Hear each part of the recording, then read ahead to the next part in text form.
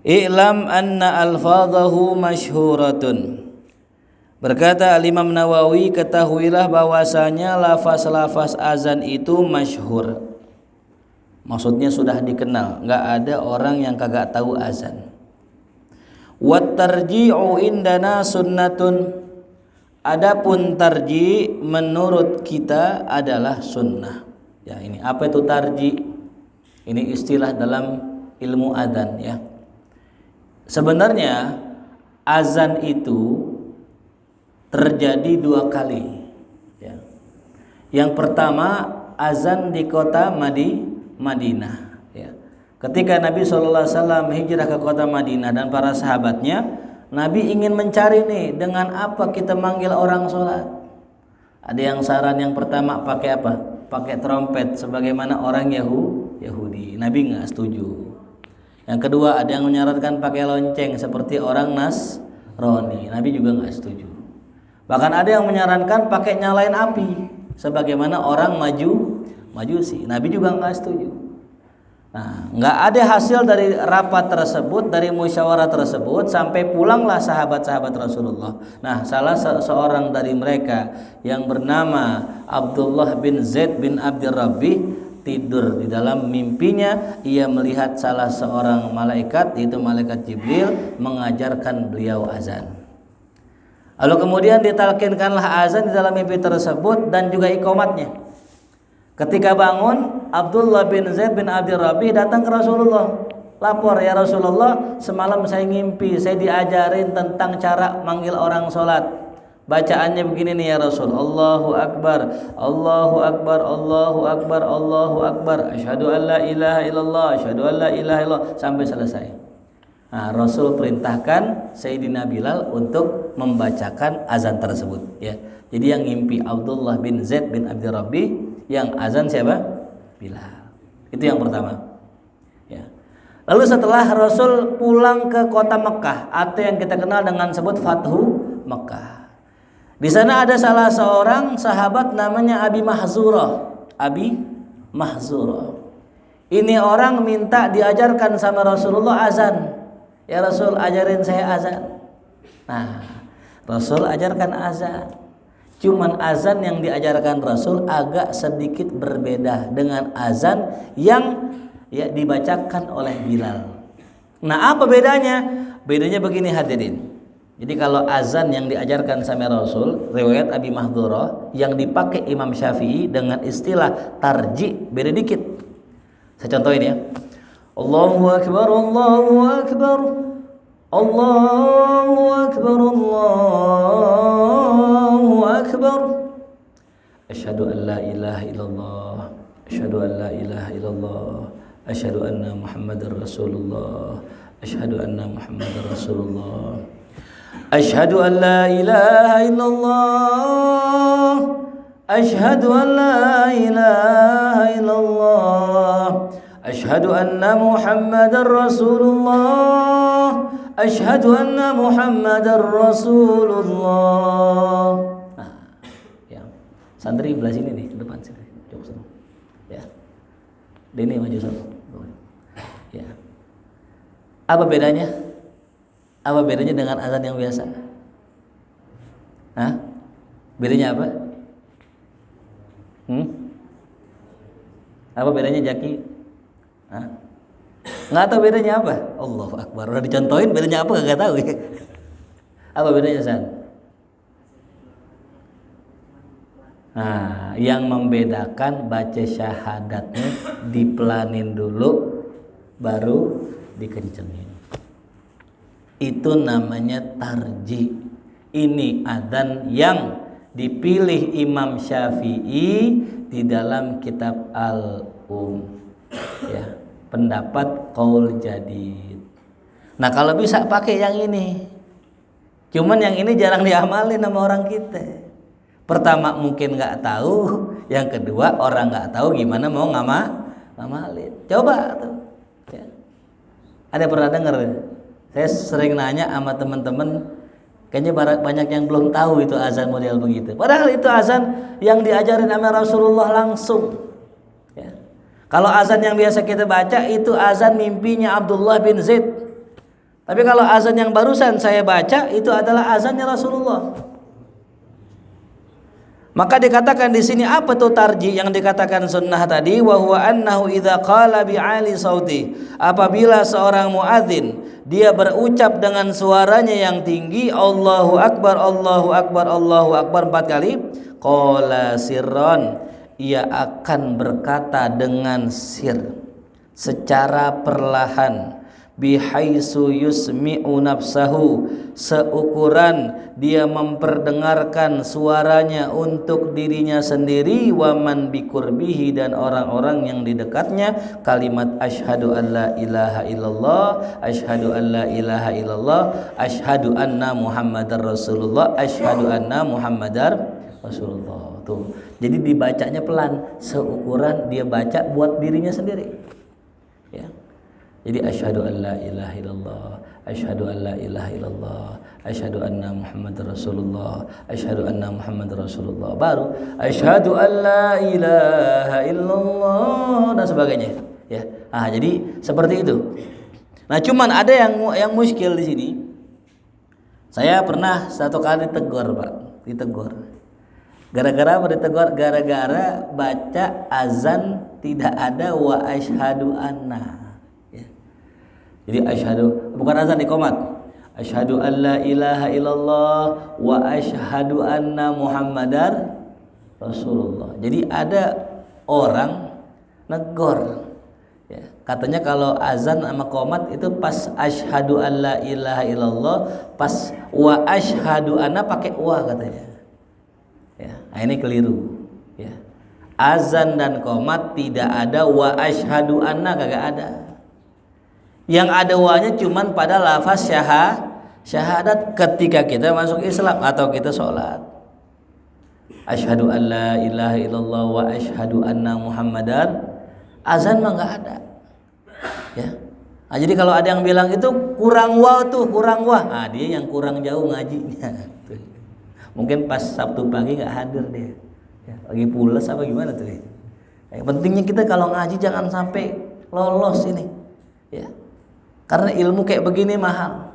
Ini banyak orang yang menyepelekan ilmu-ilmu seperti ini, ya, demennya ilmu-ilmu gaib, ilmu-ilmu kesaktian. Bagaimana bisa kelihatan namanya orang berwibawa, bagaimana biar kelihatan namanya orang sakti dan sebagainya lah, ya. Sakti nggak jaminan masuk surga, betul? Ya. Orang yang kebal dibacok nggak nampan, masuk ke kubur dicambuk malaikat, kena nggak? Kena juga. Mau bawa isim kayak mau bawa fi'il huruf tetap aja kan kena, ya. Nah, jadi nggak ada tuh wa asyhadu anna muhammadar rasulullah, nggak ada, ya. Tuh, jadi jangan dibikin-bikin tuh, ya. Ustadz, boleh nggak saya pakai begini, Ustadz? Ya, asyhadu an la ilaha illallah, terus asyhadu anna sayyidana muhammadar rasulullah. Nah, ya. Boleh nggak, Ustadz? Jawabannya boleh-boleh aja. Kalau orang mau tambahin Sayyidina boleh, cuman bagusnya nggak ditambahin. Ya. Pernah dengar nggak orang azan pakai Sayyidina? Kalau pernah kan? Nah ini tadi tuh saya contohin. Jadi enaknya kalau kita punya ilmu luas, kagak gampang nyalain orang. Ntar kalau ada orang baca gitu, asyhadu anna sayyidana muhammadar rasulullah, yang nggak usah disalahin, ya. Yang disalahin yang nggak sholat gitu, hadirin. Ya. Sama kayak kita tahiyat, ya. Pas tahiyat itu sholawat, Allahumma sholli ala sayyidina Muhammad. Ada yang baca Allahumma sholli ala Muhammad. Mana lebih afdol? Ada yang mengatakan lebih afdol yang nggak pakai sayyidina. Kenapa lebih afdol yang nggak pakai sayyidina? Karena Rasul ngajarinnya nggak pakai sayyidina. Kata sebagian ulama, ya. Tapi kata sebagian yang lain lebih afdol pakai sayyidina, penghormatan, tuh, ya. Ya makanya masalah sayyidina itu ya jangan diributin. Kadang mohon maaf ya, kita ngomong nih ceramah nyebut nama Rasulullah nggak pakai sayyidina, diomelin. Wah itu kan harusnya pakai sayyidina kalau ngomong Muhammad misalnya gitu. Memang sih betul kurang adab. Kita kalau mau menyebut Rasulullah kudu pakai minimal Rasulullah, minimal Nabi Muhammad, minimal Sayyidina Muhammad dan sebagainya. Tapi dalam beberapa tempat ya, justru malah nggak pakai Sayyidina lebih bagus. Contoh, ya Rabbi sholli ala Muhammad, tuh katanya pakai Sayyidina, tuh nggak pakai Sayyidina dia. Coba pakai Sayyidina. Ya Rabbi sholli ala. Jadi wah rubah maulid gitu. Ya. Jadi baca Sayyidina Muhammad, ame nggak baca Sayyidina Muhammad itu ya jangan diributin. Mau baca silakan, nggak apa-apa. Ya. Tapi buat kita pribadi, kalau memang diajarkan untuk baca Sayyidina, ya baca Sayyidina. Ya. Makanya dalam kitab Fathul Mu'in, kita fikih, pembacaan Sayyidina hukumnya la ba'sa bihi, kagak kenapa-napa. Tuh, bukan disunahkan. Ya, bukan disunahkan. Siapa orang yang baca Sayyidina pada tahiyat, la ba'sa bihi, enggak kenapa-napa. Bukan apa? Jelas paham? Ya. Nah, begitupun pada azan, yang mau baca azan dengan Sayyidina fala ba'sa bihi, enggak kenapa-napa. Silahkan aja. Coba ntar nanti Johor praktekin enggak apa-apa. Ya. Yang penting udah tahu ilmunya kan begitu ya. Kayak kita mau baca kunut nazilah, boleh-boleh aja, cuman kasih tahu dulu jamaah. Ya tumben Johor kunut. Ini kata makmumnya seujon. Nih imam nih sholat subuh kali pakai kunut gitu. Kodok kunut subuh gitu ya. Ya Allah. Summa yaudu ilal jahri wa i'la'is saut. Nah, habis dibaca pelan barulah dia kembali kepada bacaan yang keras dan meninggikan suaranya. Fayaqulu asyhadu alla ilaha illallah asyhadu anna muhammadar rasulullah. Nah, ada hikmah kenapa sih kok dibaca pelan? Ulama mencoba mencari hikmahnya. Apa hikmahnya? Sebagaimana Islam dulu bermula, Islam dengan sembunyi-sembunyi, sirron. Setelah Islam 3 tahun sembunyi-sembunyi, baru setelahnya terang-terangan. Jahron. Ada sirron, ada jahron. Tuh. Ya. Jadi nanti boleh nih. Siapa muazin di sini Ustaz Arfan? Oh banyak ya. Nanti buat muazin saya pesenin. Cobain sekali-kali azan dengan cara Abi Mahzurah tadi itu ya. Bahkan Imam Syafi'i dalam kitab Al-Umnya tegas banget beliau bilang, siapa yang tidak melaksanakan azan seperti ini, azannya nggak sah, wajib ngulang. Itu kata Imam Syafi'i. Cuma ada cumannya ya. Ulama madhab Syafi'i ya tidak berkata demikian. Jadi kalau ada orang pakai azan sebagaimana azan kita, tetap sah gitu. Ini kan Imam Syafi'i. Makanya mazhab itu bukan Imam Syafi'i doang. Mazhab Syafi'i itu lembaga yang dibangun Imam Syafi'i. Di bawahnya ada ulama-ulama. Ya. Makanya salah besar kalau ada orang mengatakan Imam Syafi'i aja nggak tahlil, misalnya gitu. Iya, baik Imam Syafi'i nggak tahlil, tapi ulama-ulamanya tahlil. Dan mazhab itu bukan Imam Syafi'i doang, mazhab Syafi'i ya semua ulama yang ada dalam mazhab Syafi'i. Jadi kita nggak boleh mengatakan mentang-mentang Imam Syafi'i nggak tahlil, semuanya nggak tahlil, enggak. Bagaimana ngelihat ya kesimpulannya tuh. Makanya saya bilang tadi Imam Syafi'i mengatakan kalau ada orang azan tidak dengan cara Abi Mahzurah, maka azannya nggak sah, ulang lagi tuh. Keras Imam Syafi'i, tapi ulama-ulama setelahnya enggak. Nah, bagaimana kesimpulannya? Yaudah, mau pakai Abi Mahzurah silakan, mau pakai azan Bilal silakan. Bahkan Imam Syafi'i tidak menyunnahkan dan membenci bacaan as-salatu khairun minan naum. Imam Syafi'i ini dalam kitab Al-Umnya. Nah, terus bagaimana? Nah, ulama-ulama madhab Syafi'i enggak, tetap menyunnahkan tuh ya. Nah, cuman tadi kembali lagi, kenapa sih orang pakai as-salatu khairum minan naum itu? Ya. Ini siapa yang pertama kali membaca as-salatu khairum minan naum adalah Sayyidina Bilal bin Rabah. Tuh, ya. Siapa yang ngajarin? Rasul? Bukan. Itu inisiatif dari Bilal. Subhanallah. Sayyidina Bilal inisiatif bangunin orang subuh pakai as-salatu khairum. Nah, sehingga apa? Dinamakan ini wat-tathwib. Namanya at-tathwib. Apa jamaah? Tathwib. Jadi ada istilah tarji, ngulang syahadat, ada istilah taswib, membaca as-salatu khairun minan naum. Ini juga sunnah tuh ya. Wa huwa an yakula fi adzani subhi khassa. Ini hanya dibaca pada azan subuh saja. Setelah selesai kalimat hayya 'alal falah, baru as-salatu khairun minan naum, as-salatu khairun minan naum. Nah, ada orang komentar begini hadirin. Itu kalau baca as-salatu khairum minan naum enggak boleh panjang-panjang tuh. As-salatu khairum minan naum. Wah, enggak boleh.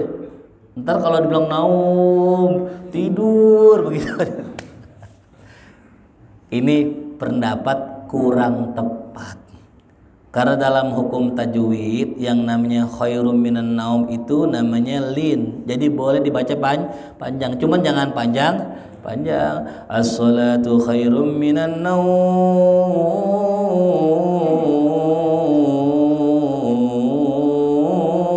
Mau panjang banget itu. Baca sekedarnya aja. As-salatu khairum minan naum. Jangan juga as-salatu khairum minan naum. Naum. Habis tuh. Suaranya habis naum. Sedang-sedang aja itu ya. Tuh. Namanya apa tadi? Taswib. Nah, ada kita punya santri malam begadang pengen jalan-jalan hadirin, yang nggak bisa tidur. Akhirnya pas subuh masih ngantuk, azan subuh, assalatu wassalamu alaik. Itu mah tarhim, namanya tarhim hadirin ya. Tuh, makanya kalau subuh kalau bisa wudu dulu sebelum azan subuh. Kenapa? Itu biar nggak ngantuk kan gitu ya. Azan ambil ngantuk, kita keder hadirin. Hayyalas Allahu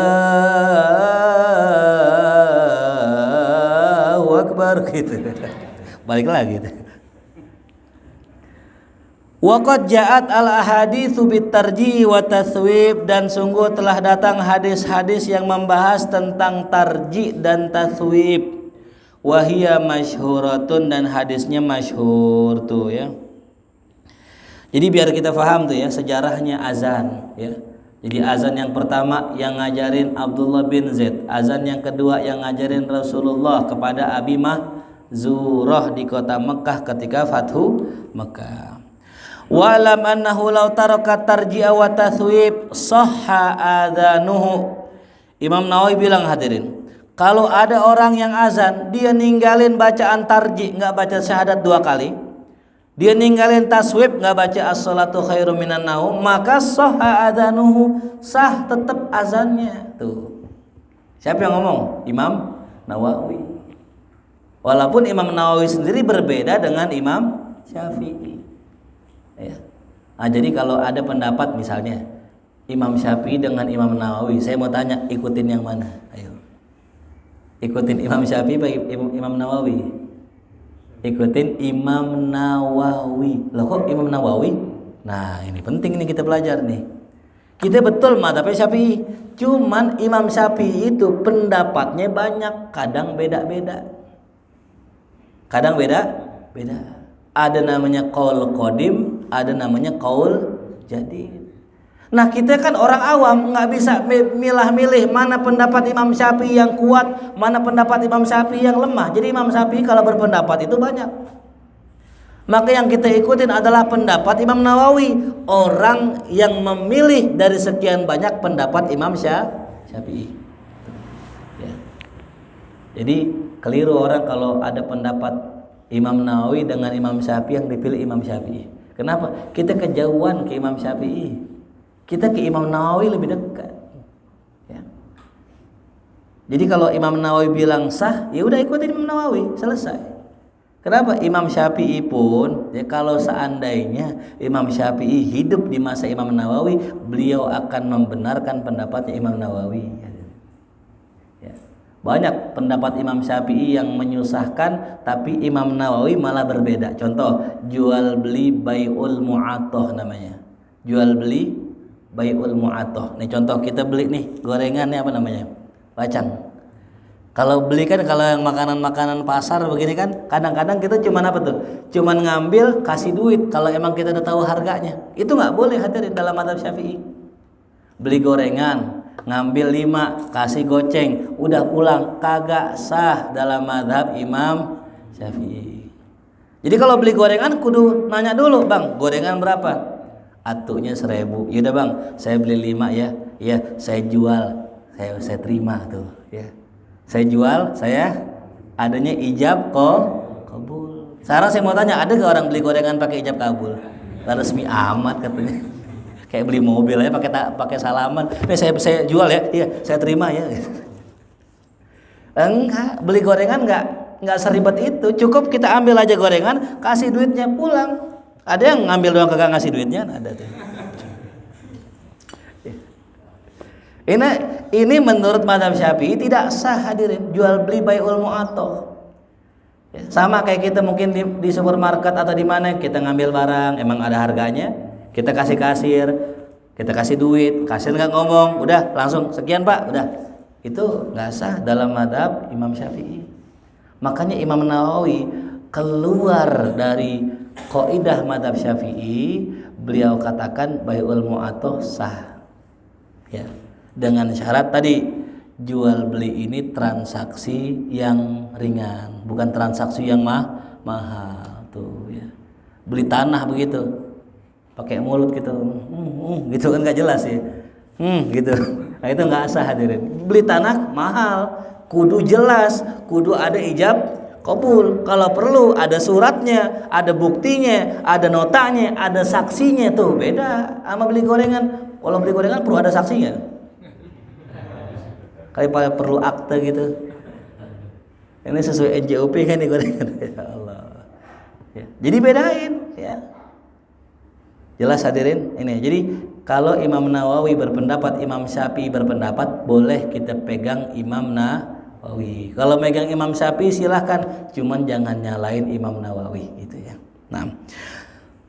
Nah, terus bagaimana orang yang tidak membaca tarjih dan tathwib? Dikatakan di sini wa kana tarikan lil afdol, orang itu ninggalin yang lebih afdol tuh ya. Nah, mulai sekarang dah nih coba praktekin ilmunya ya. Yang suka azan, ntar kalau azan sebelum baca syahadat bacanya dulu pelan tuh ya. Udah saya contohin tadi itu ya. Wala yasihu adzanu man la yumayyiz, tidak sah azan orang yang belum mencapai usia tamyiz. Ya. Berapa tahun usia tamyiz? Biasanya orang kalau tamyiz itu hadirin udah kenal mana kanan mana kiri. Satu. Yang kedua, udah tamyiz cirinya udah bisa cebok sendiri. Ya. Biasanya anak umur berapa tuh bisa cebok sendiri? Umur 5 tahun.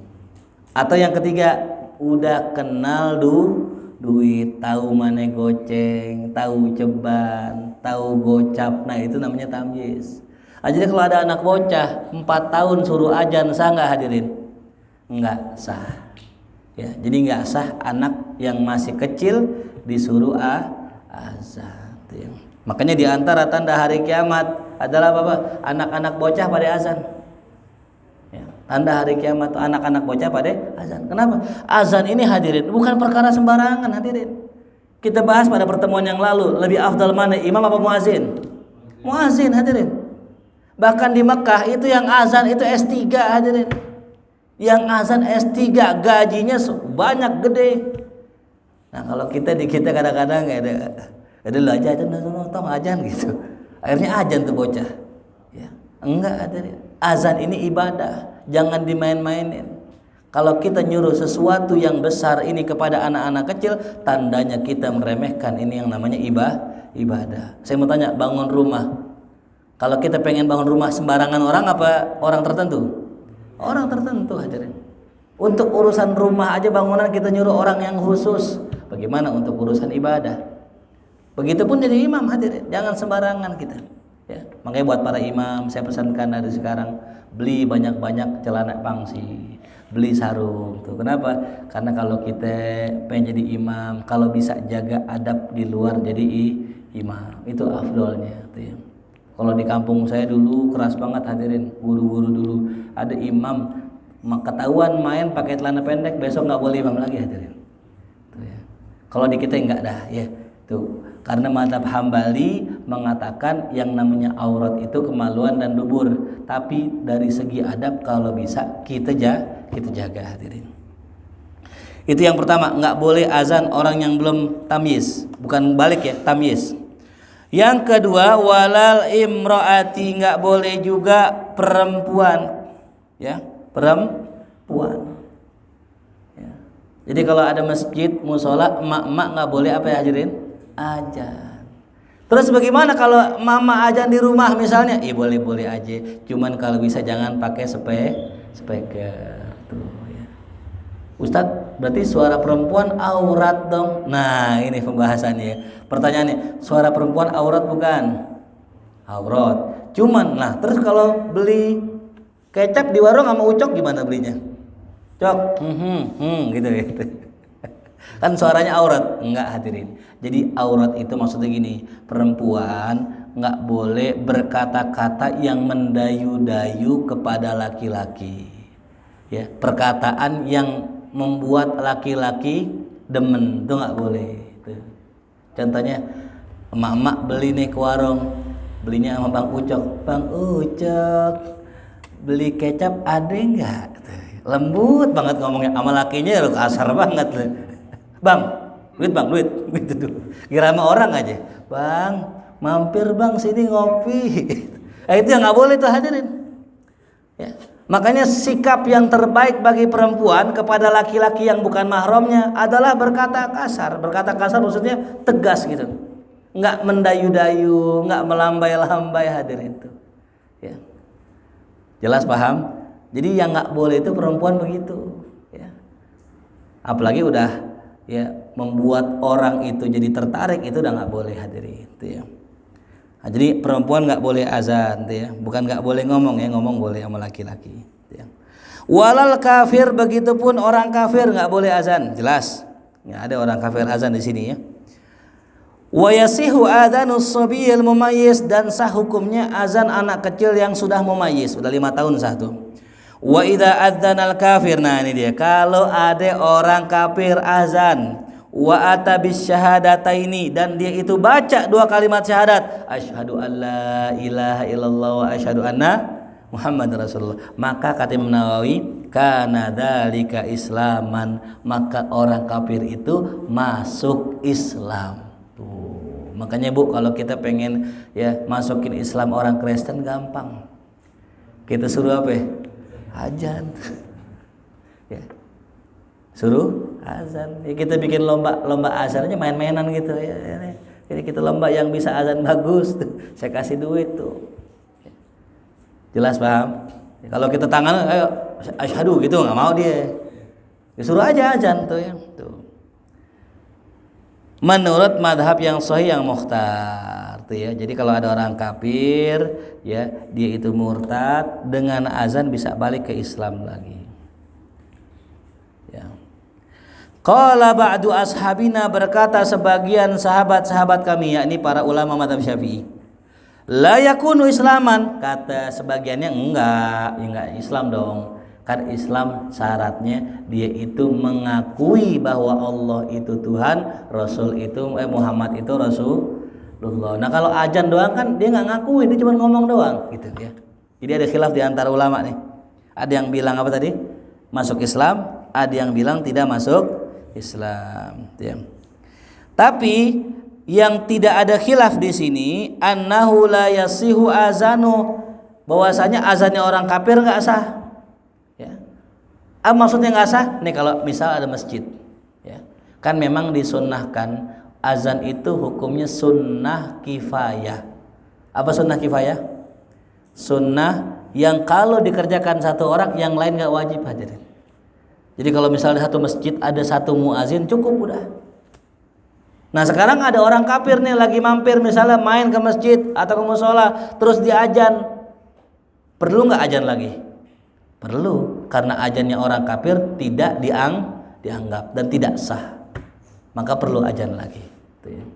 Ada yang nanya, Ustadz, kalau azan sekali 7 orang sah nggak tuh?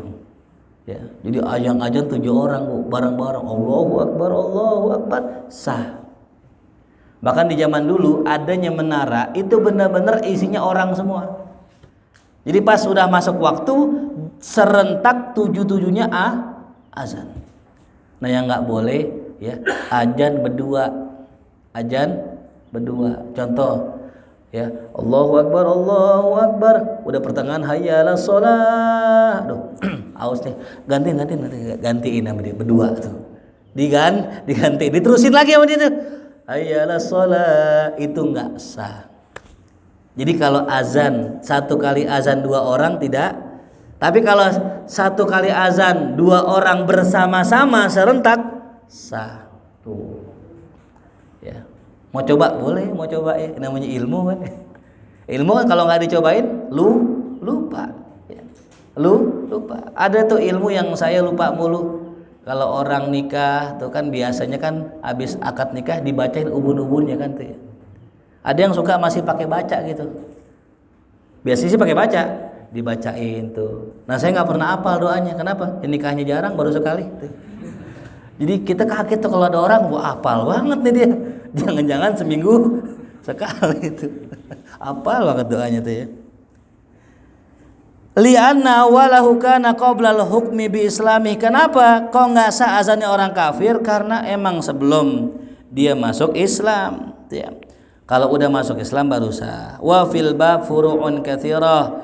Pada bab ini banyak cabang-cabangnya yang muqarrarah fi kutubil fiqh laisa hadza maudi'u iradiha. Baik, yang itu yang pertama. Yang kedua tentang masalah qomat. Nah, yang penting nih qomat ya. Menurut madhab yang sahih al-mukhtar alladzi ja'at bil ahaditsus sahihah annal iqamah 11 kalimah. Nah, qomat itu cuma 11 kata. Apa itu? Allahu akbar, asyhadu an la ilaha illallah, asyhadu anna muhammadar rasulullah, hayya 'alas shalah, hayya 'alal falah, qad qamatis sholatu, qad qamatis shalah. Ingat ya, qad qamatis sholatu. Qad qamatis sholatu hayya 'alas sholati. Ya, jangan kebalik tuh ya. Hayya 'alas sholati gitu ya. Hayya 'alal falah qad qamatis sholatu qad qamatis shalah. Allahu akbar la ilaha illallah. Nah, Imam Nawawi mengatakan faslun wa alam ketahuilah bahwasanya azan dan qomat itu sunnatani, dua-duanya sunnah. Ya. Indana menurut kami ala madhabis sahih mukhtar, menurut madhab yang sahih yang mukhtar, baik itu ya azan Jumat atau selainnya ya, Jumat termasuk sunnah azannya. Tapi waqala ashabuna, berkata sebagian ulama madhab Syafi'i, yang namanya azan Jumat fardu kifayah hukumnya. Nah ini ya, ada khilaf nih azan Jumat ya. Ustaz, kalau azan Jumat sekali sah nggak Jumatan nih? Sah. Karena Rasulullah azannya cuman sekali. Wa qala ba'duhum, berkata sebagian ulama, huma fardu kifayatin fil jum'ati duna ghairihima. Azan dan qomat merupakan fardu kifayah dalam sholat Jumat, tapi tidak selain sholat Jumat. Fa in qulna fardu kifayah falau tarakahu ahlul baladi aw mahillah qad qutilu ala tarkihi. Nah, kalau kita bilang hukumnya fardu kifayah azan sholat Jumat, kalau ada orang ninggalin di satu kampung itu boleh dibunuh. Boleh apa? Dibunuh. Ya. Cuman kasih keterangan nih ya. Orang nggak sholat boleh dibunuh. Orang nggak mau azan boleh dibunuh. Orang yang nentang Quran boleh dibunuh. Cuman bukan kita yang ngebunuh. Siapa? Pemerintah. Dia mendapatkan vonis hukuman mati. Itu pun kalau negaranya negara Islam ya. Kalau kita negara Islam bukan nih negara yang penduduknya Islam, hukumnya insya Allah ya. Sebenarnya dikit lagi Pak, kita ini bab sholat undang-undang sholat kita udah undang-undang Islam ya, puasa pun sama, zakat pun sama, nikah udah pakai hukum Islam, waris pakai hukum Islam, jual beli pakai hukum Islam. Cuman satu yang belum, apa itu? Bab jinayat, bab tentang tindak kriminal belum pakai hukum Islam. Satu doang. Dari sekian banyak hukum Islam, cuman satu doang yang belum itu. Orang minum khamar dicambuk 80 kali.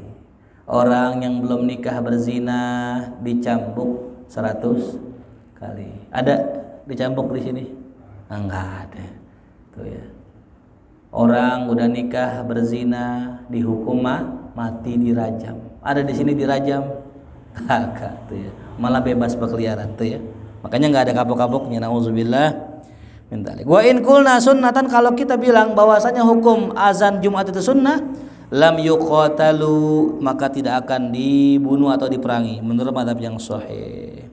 Kama la yuqatalu ala sunnati dhuhri wa shibiha, sebagaimana tidak dibunuh atau diperangi orang-orang yang orang-orang yang tidak azan zuhur atau yang seumpamanya.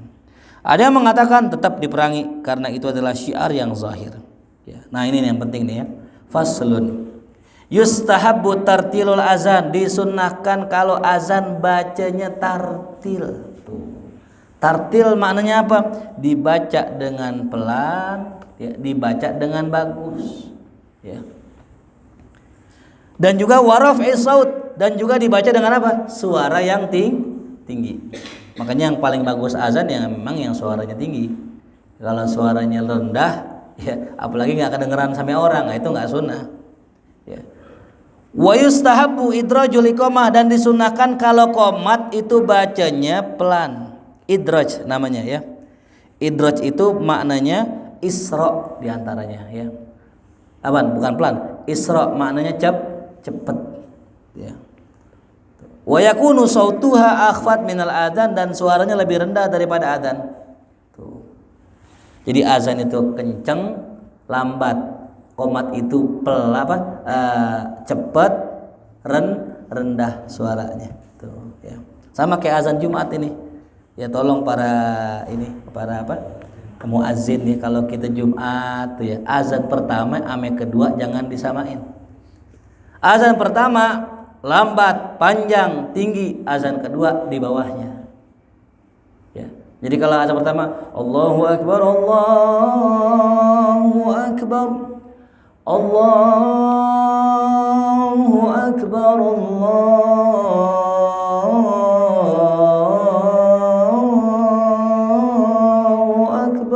panjang tuh. Kalau azan kedua pendek aja. Allahu akbar, Allahu akbar, Allahu akbar, Allahu akbar. Gitu. Ya.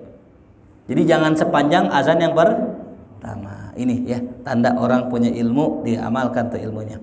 Wa yustahabbu ay yakuna al-muadzin hasanas saut, dan dianjurkan yang azan itu suaranya bagus. Nah ini dia ya. Jadi nggak sembarangan orang jadi muazzin, kalau bisa yang bagus suaranya. Kenapa? Kalau orang suaranya bagus bisa narik jamaah. Tuh.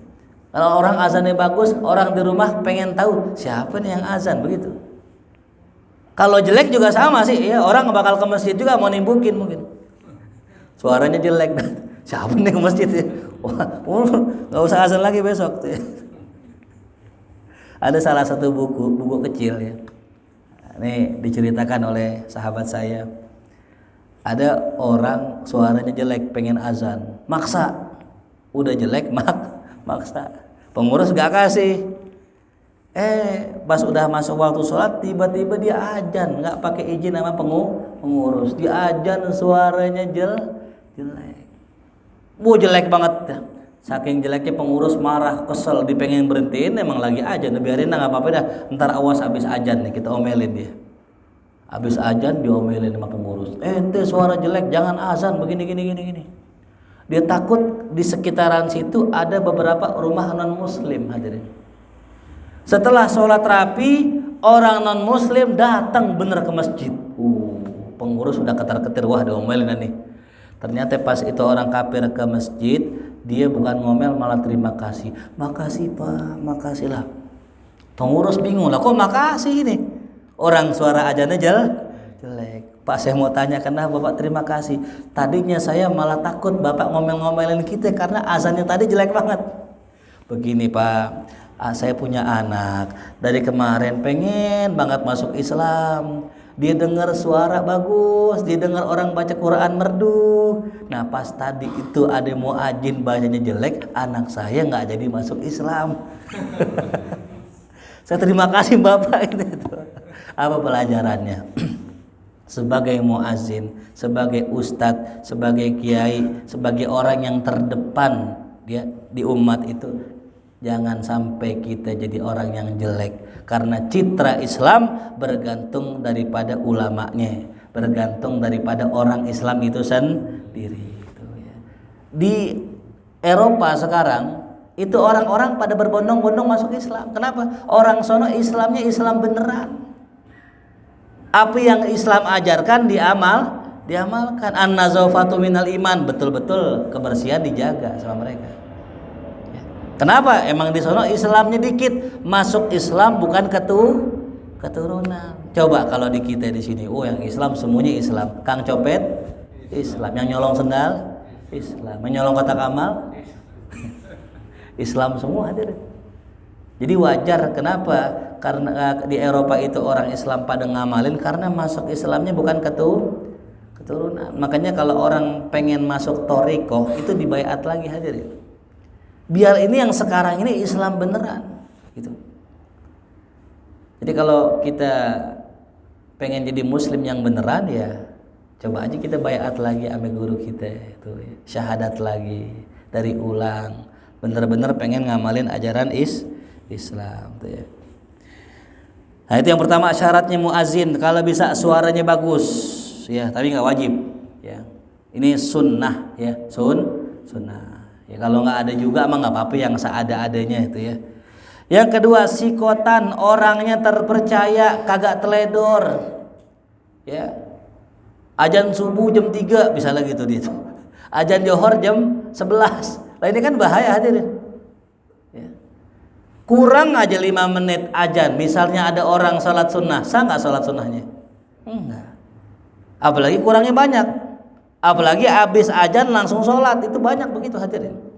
Kayak di Kuitang hadirin, itu sholat maghrib itu nggak pakai qobliyah. Jadi kalau azan langsung apa? Sholat. Kalau di kita kan habis azan maghrib kan qobliyah dulu. Di Kuitang nggak, azan langsung qomat. Nah permasalahannya kalau azan langsung qomat, nah ternyata pas azan belum masuk waktu, sah nggak semasjid? Ditanggung siapa dosa semasjid? Muazin, bukan imam, muazin.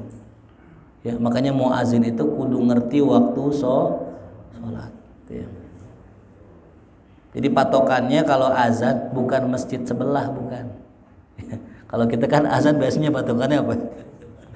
Al-Muawanah udah azan dah tuh. Nah itu mah bukan muazin itu. Kalau muazin dia punya jam sendiri, ya dia punya waktu sendiri, dia nggak ikut-ikutan masjid lain. Nah kalau masjid lain bener kan gitu, apalagi waktu azan maghrib, puasa, Ramadan, dia salah dikit azan, nanggung dosa satu kampung. Tuh bahaya nggak tuh jadi muazin? Sekampung dosanya dia yang nanggung semua tuh. Ya, pernah kejadian begitu, ada lagi pengen buka puasa kan, kalau orang buka puasa kan udah korma udah depan kita tuh, tinggal standby atau tinggal makan doang.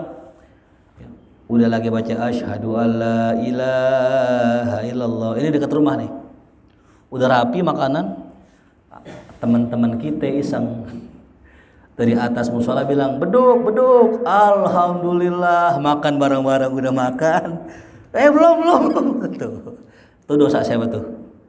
Dosa yang bilang beduk. Padahal dia mungkin beduk-beduk ya, mungkin bercanda gitu hadirin. Dimakan hadirin.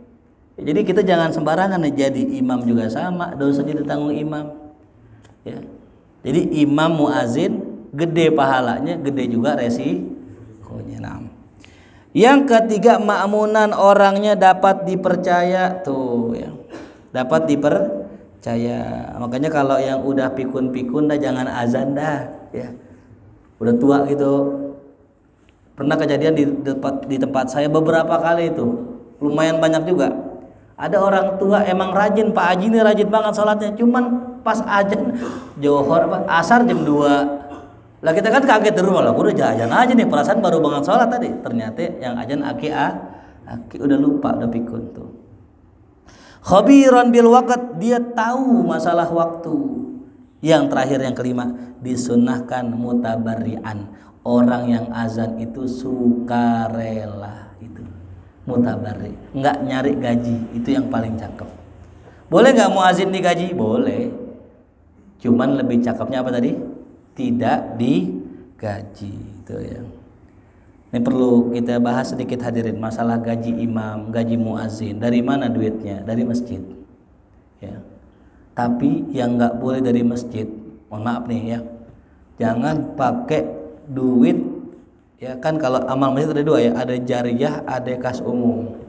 Jangan bikin duit apa, jangan jadiin duit jariyah masjid buat acara maulid. Itu nggak boleh. Makanya kalau kas masjid itu kalau bisa ada yang jariyah, ada yang umum.